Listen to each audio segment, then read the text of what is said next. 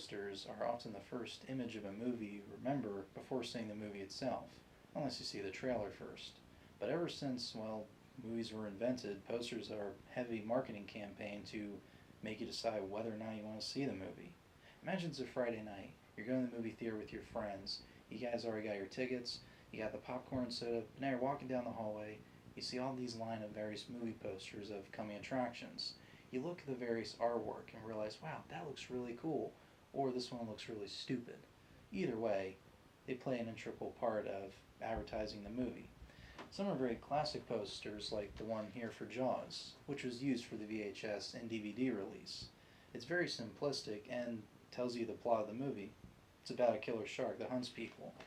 Some others, like the Batman Returns poster there, is a lot like its first movie, made in 1989, which shows the same bat signal, but instead it's being broken apart by the winter weather, since the movie takes place at Christmas.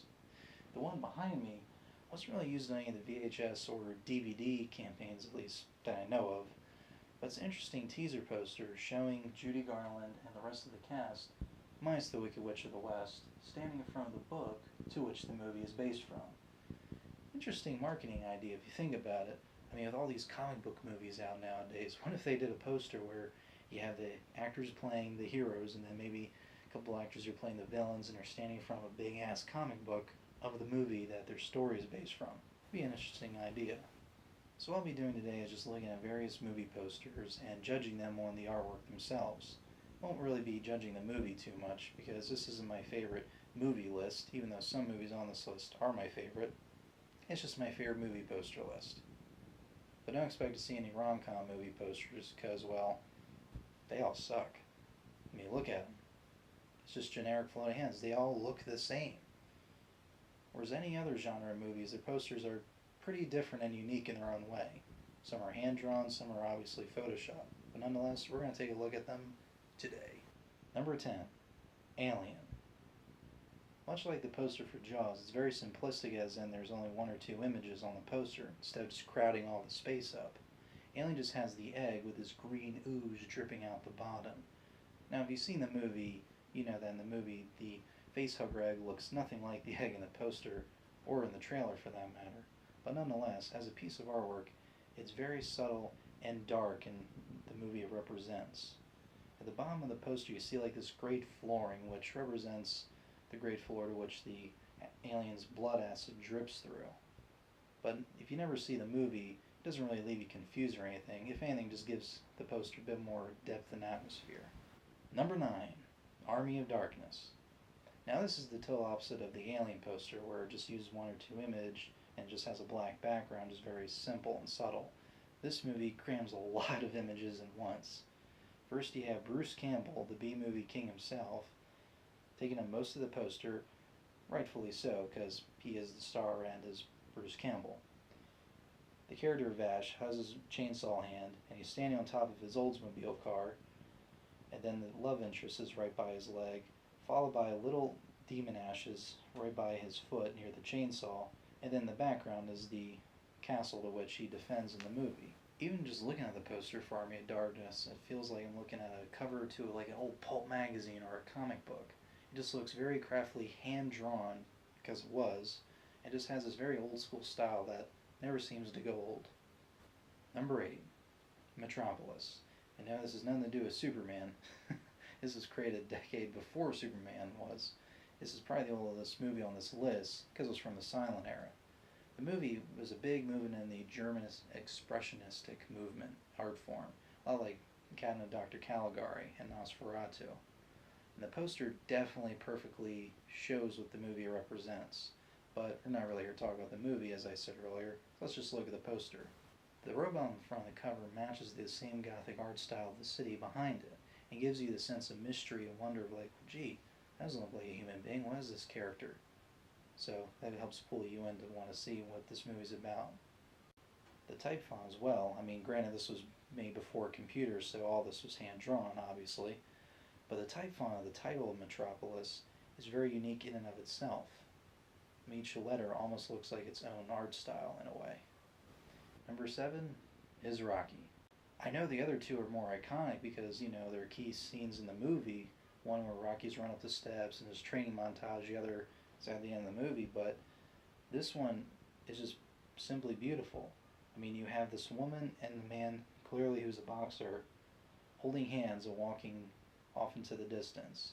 It's just a solid white background, and they're not silhouette, as you can see, like the clothes they're wearing and such. It gives you a sense of that this movie is really about this couple right here. That their relationship means the world to them, and they don't care what anyone else would think, or what other problems in the outside world bothers them. They're just focused on each other, which is maybe why their backs are turned to us. They're just focused on their love. Number 6, Scarface. Oh yeah, I mean, just look at this poster. It's simply beautiful.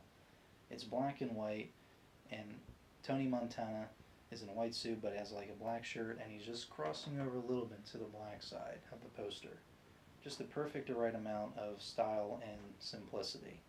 Now granted, there's text on the poster explaining basically what the movie's about, but if you take that away and just have Al Pacino, Scarface, those two titles up top, and then just a picture of him holding the gun, that pretty much tells you right there. I mean, this guy is a man who lives a troubled life somewhat.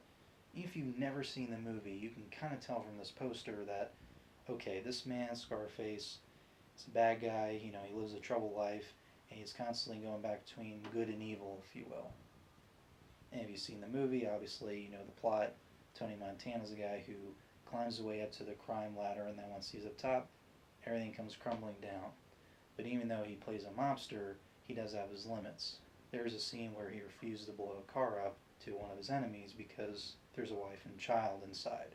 So that right there shows that he's a bad guy, but there's a bit of good in him, just like this poster is representing. Number 5, Halloween. The title of Halloween is very bold in that the H and the N are capitalized, which I thought was a bit odd at first. It's like, well, wouldn't just the H be capitalized? I mean, in terms of grammar and such, but why would the last letter in the word be capitalized? It's kind of weird. But the main thing is the image. I mean, just look at it. This movie takes place at Halloween, so obviously it has a jack-o'-lantern, of course, to represent it. But there's also more to it. There's a hand holding the blade of Michael Myers, the villain, and it morphs into the shape of the jack-o'-lantern, representing that he is what makes Halloween Halloween. This holiday that seems harmful and cheerful, of just people going trick-or-treating, dressing up in various costumes, but he's going to bring this very horror element to it. Number 4, Ghostbusters. Now, this was a tough choice because there are 2 posters of the Ghostbusters, the first one. There's the one with the guys looking up at the ominous green cloud that you just saw, and then there's the classic one with just the logo. But I picked the one with the 3 guys looking up at the Gozer cloud because it perfectly represents the movie, because it's a comedy, and showing these 3 guys looking up with almost this like scared / comedic expression on their face perfectly represents the tone of the movie. Plus, looking at it, I mean, the green cloud on the top is a nice color contrast to the black background and the color of the guy's suits, which is like a tan with some black elements in, like the black gloves and such. Number 3, Mars Attacks. Now this is based off trading cards. Yeah, trading cards, not a comic book, trading cards.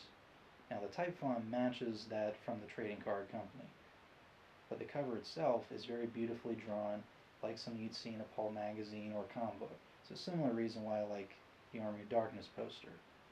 And this matches the style of the trading cards quite well. And Mars Attacks is one of the earliest movie posters I remember seeing as a kid. There's this one kid I knew in the neighborhood, and he had Mars Attacks VHS just sitting out, like he just watched it. The poster freaked me out because it had the scary Martian and then the woman's head on the body of a dog. I mean, how would any kid react to that?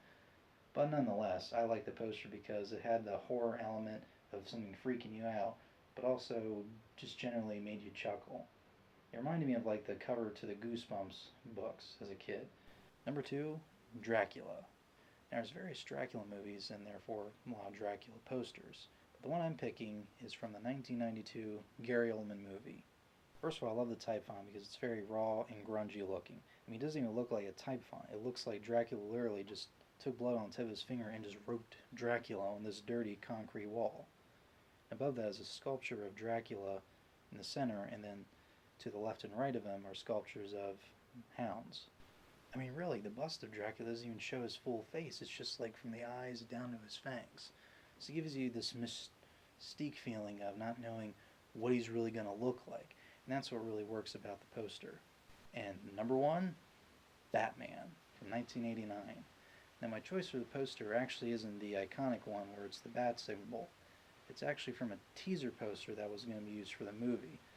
This poster represents the dark gothic atmosphere to which the movie gave Batman a fresh new look back in 1989, because before this, he was known for the campy 60s TV show. But this poster, similar to Metropolis, that shows a bit of the gothic world in the background, and with the main character right here, or in this case, two main characters. Much like the Mars Attacks poster, I remember seeing this at a very young age. And it was in a history Batman book, all these collector stuff, and it showed this. And this was actually when I was a kid, and it was actually before I saw the Tim Burton movie. So this is my first image of the movie ingrained into my brain. Much like I said at the beginning of the video, poster's the first thing that hooks you into the movie. This poster was the first thing to hook me in the movie, and it did not disappoint at all. So that's my top 10 list. And to scale down to 10 because there's so many movie posters out there. I mean, it was tough to just pick this list as it was. But if you want to see another top 10 list, let me know. Let me know some of your favorite movie posters of all time. Want to see more episodes? Feel free to like and subscribe. I'll see you next time.